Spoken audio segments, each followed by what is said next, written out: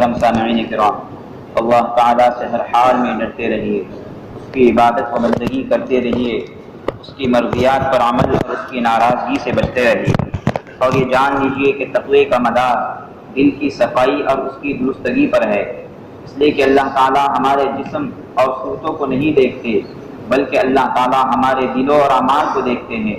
چنانچہ ایک حدیث میں ہے تقویٰ یہاں ہے، اور آپ صلی اللہ علیہ وسلم اپنے سینے کی طرف اشارہ فرما رہے تھے۔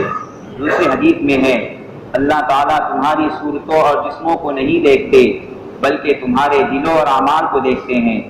اللہ تعالیٰ نے ہمیں دلوں کی صفائی، سلامتی اور اس کی حفاظت کا حکم دیا ہے، اور آخرت کی فلاح و کامیابی کو اس پر موقوف رکھا ہے۔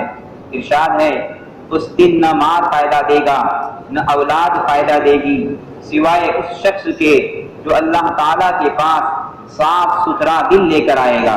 حدیث بتا ہے اور جب وہ خراب ہو جاتا ہے تو پورا بدن خراب ہوتا ہے، سنو وہ دل ہے۔ آپ صلی اللہ علیہ وسلم سے لوگوں نے پوچھا کہ لوگوں میں سب سے افضل شخص کون ہے؟ آپ صلی اللہ علیہ وسلم نے فرمایا ہر وہ شخص جو پاک دل اور زبان کا سچا ہو۔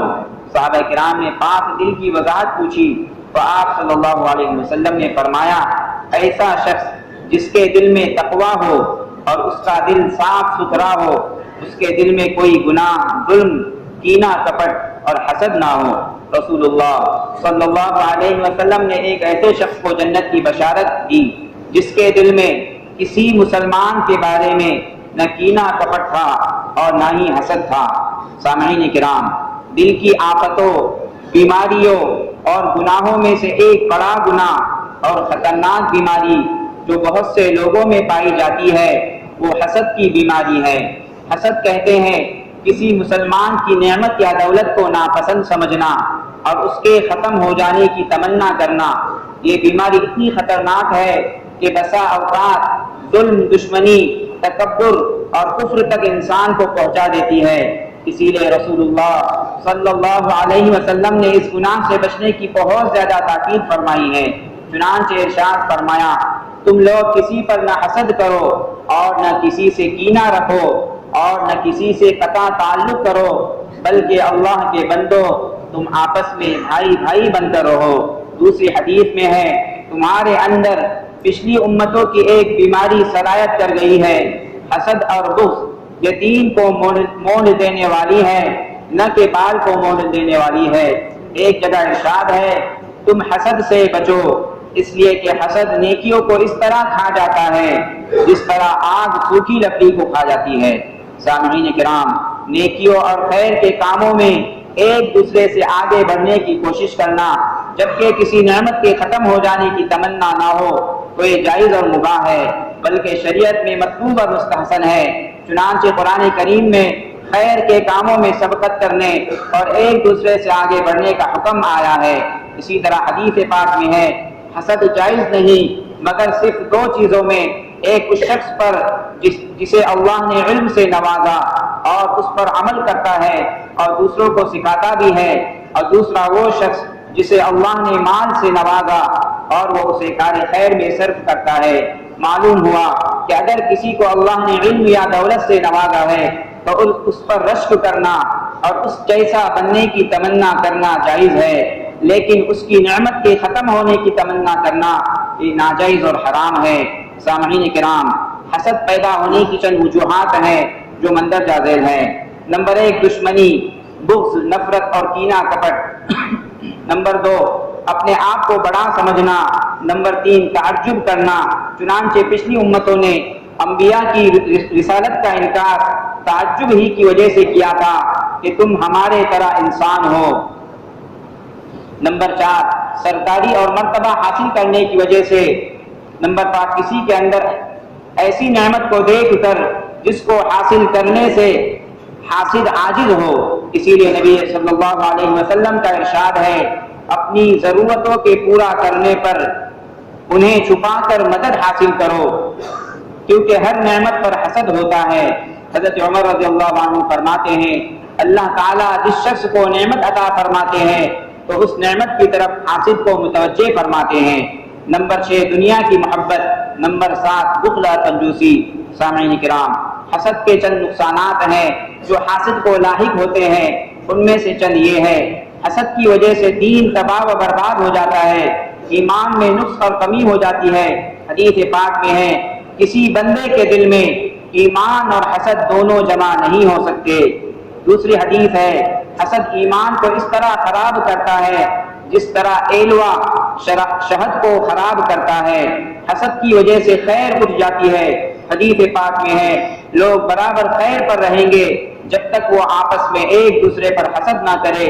لوگ حسد کرنے والے سے ناراض رہتے ہیں اور اس کے دشمن بن جاتے ہیں۔ حدیث پاک میں ہے لوگوں میں بدترین شخص وہ ہے جس سے لوگ بغض رکھے اور وہ لوگوں سے بغض رکھے۔ حاسد کا مقام لوگوں کی نظر میں گر جاتا ہے۔ منصور الحکم میں ہے حاسد کا مرتبہ کبھی بلند نہیں ہوتا۔ حاسد ہمیشہ پریشان، رنج و غم میں مبتلا اور بیمار رہتا ہے، اسی طرح اس کی عمر بھی کم ہو جاتی ہے۔ اسمعی رحمۃ اللہ علیہ کہتے ہیں میں نے اعرابی سے کہا تمہاری عمر کو کس چیز نے لمبا کیا؟ آپ نے فرمایا میں نے حسد کرنا چھوڑ دیا تو میری عمر لمبی ہو گئی۔ حاسد کو کبھی فائدہ نہیں ہوتا بلکہ اسے ہمیشہ نقصان ہوتا رہتا ہے۔ حسد کرنے والا اللہ کی تقدیر، تقسیم اور فیصلے پر اعتراض کرتا ہے۔ حاسد ایسی مصیبت میں مبتلا ہوتا ہے جس پر اسے اجر و ثواب نہیں دیا جاتا۔ حاسد پر توفیق کے دروازے بند ہو جاتے ہیں، حاسد سے اللہ تعالیٰ ناراض ہو جاتے ہیں۔ سامعین کرام، جس شخص پر حسد ہو وہ ان باتوں پر عمل کرے، اللہ تعالیٰ سے دعا توبہ کے ذریعے رجوع ہو، حاسد کے شر سے بچنے کے لیے اللہ کی پناہ اور اس کے بارے میں جو منقول دعائیں ہیں ان کی پابندی کرے، اللہ پر کامل بھروسہ کر کے حسبنا اللہ و نعم الوکیل پڑھتا رہے، حاسد کے ساتھ احسان کا معاملہ کرے، اللہ کا تقوی اور اس کے احکام کو بجا لائے، حاسد کی تکلیف پر صبر کرے، دل کو تمام تفکرات سے خالی کرے، اللہ کی طرف متوجہ ہو اور اخلاص اختیار کرے، صدقہ و خیرات کرتے رہے، اللہ کی دی ہوئی نعمتوں کو حاسد کے سامنے ظاہر نہ کرے۔ سامعین کرام، جس شخص کے اندر حسد کا مرض ہو وہ ان باتوں کا اہتمام کرے، تقوی، صبر، اخلاص، توکل، آخرت کی یاد، صدقہ اور دعا کرے، اللہ تعالیٰ سے رجوع ہو کر دین اسلام کی پیروی کرے، کسی سے بغض نہ رکھے، حسد کے اسباب جیسے تکبر، حرص، طمع، لالچ، اپنی بڑائی کو ختم کرے، اللہ کی دی ہوئی نعمتوں پر خوش رہے۔ بعض حکماء کا قول ہے جو اللہ کے فیصلے پر راضی ہوا اسے کوئی چیز ناراض نہیں کر سکتی، اور جو اللہ کی نعمتوں پر خوش ہوا اس کے اندر حسد داخل نہیں ہو سکتا، اس لیے کہ وہ اپنے رب سے راضی ہو چکا ہے۔ حاسد کو چاہیے کہ وہ حسد کے دنیاوی اور اخروی نقصانات کو سوچے۔ جس شخص سے حسد ہو اس کی تعریف کرے، جس شخص سے حسد ہو اسے سلام کرے۔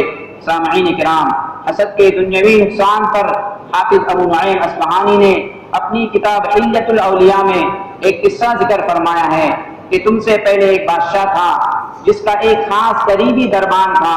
دربان بادشاہ سے کہتا کہ جو تمہارے ساتھ اچھا برتاؤ کرے تم بھی اس کے ساتھ اچھا برتاؤ کرنا، اور جو تمہارے ساتھ بدسلوکی کرے اسے اس کے حال پر چھوڑ دینا۔ ایک شخص کو اس دربان پر حسد ہوا، اس نے بادشاہ سے کہا یہ دربان لوگوں کو تمہارے بارے میں کہتا ہے کہ آپ کے منہ سے بدبو آتی ہے۔ بادشاہ نے اس سے کہا مجھے اس کی تحقیق کرنی پڑے گی۔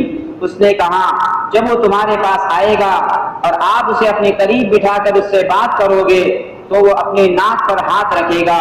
یہ کہہ کر وہ شخص چلا گیا اور اس نے دربان کو کھانے کی دعوت کی اور شوربے میں بہت زیادہ لہسن ڈالا۔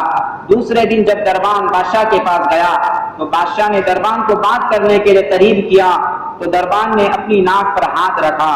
بادشاہ نے اس سے کہا کہ تو دور ہو جا، اور کاغذ قلم منگا کر کچھ لکھ کر اس پر مہر لگائی اور اس سے کہا کہ یہ خط فلاں شخص کو دینا۔ بادشاہ کی عادت یہ تھی کہ انعام میں 1 لاکھ کی رقم دیا کرتا۔ جب وہ دربان باہر آیا تو سامنے حاسد شخص نظر آیا۔ اس نے پوچھا یہ کیا ہے؟ دربان نے کہا بادشاہ نے یہ مجھے فلاں شخص کو دینے کہا ہے۔ حاسد شخص نے کہا یہ مجھے دے دو۔ دربان نے اسے وہ خط دے دیا۔ حاسد شخص نے وہ خط لے کر جس کے نام خط دیا گیا تھا اس کے پاس چلا گیا جب اس نے خط کھولا تو جلادوں کو بلایا۔ حاسد نے کہا اے لوگو تم اللہ سے ڈرو، یہ میرے بارے میں نہیں لکھا گیا، تم مجھے بادشاہ کی طرف بھیج دو۔ انہوں نے کہا بادشاہ کی طرف بھیجنا ہمارے اختیار میں نہیں ہے، اس خط میں یہ لکھا ہوا تھا کہ جب تمہارے پاس خط لانے والا پہنچے تو تم اسے قتل کرنا، اس کی کھال اتار دینا، پھر اسے تشت میں ڈال کر میرے پاس بھیج دینا۔ انہوں نے اس کو قتل کیا، اس کی کھال اتاری اور اسے بادشاہ کے پاس بھیج دیا۔ جب بادشاہ نے اسے دیکھا تو تعجب کیا اور دربان کو بلایا اور اس سے کہا سچ بات کرنا، میں نے جب تجھے اپنے قریب کیا تھا تو اس وقت تو نے اپنی ناک پر ہاتھ کیوں رکھا تھا؟ دربان نے کہا اے بادشاہ اس شخص نے مجھے کھانے کی دعوت کی تھی اور اس نے شوربے میں خوب لہسن ڈالا اور مجھے کھلایا، پھر جب آپ نے مجھے قریب ہونے کہا تو میں نے سوچا کہ بادشاہ کو لہسن کی بدبو سے تکلیف ہوگی۔ بادشاہ نے کہا تم چلے جاؤ اور تم وہی بات کرو جو تم پہلے سے کرتے تھے۔ پھر بادشاہ نے دربان کو بہت زیادہ مال و دولت سے نوازا۔ اللہ تبارک و تعالی ہم تمام کو حسد کی بیماری سے بچنے کی توفیق عطا فرمائے۔ آمین۔ واخر دعوانا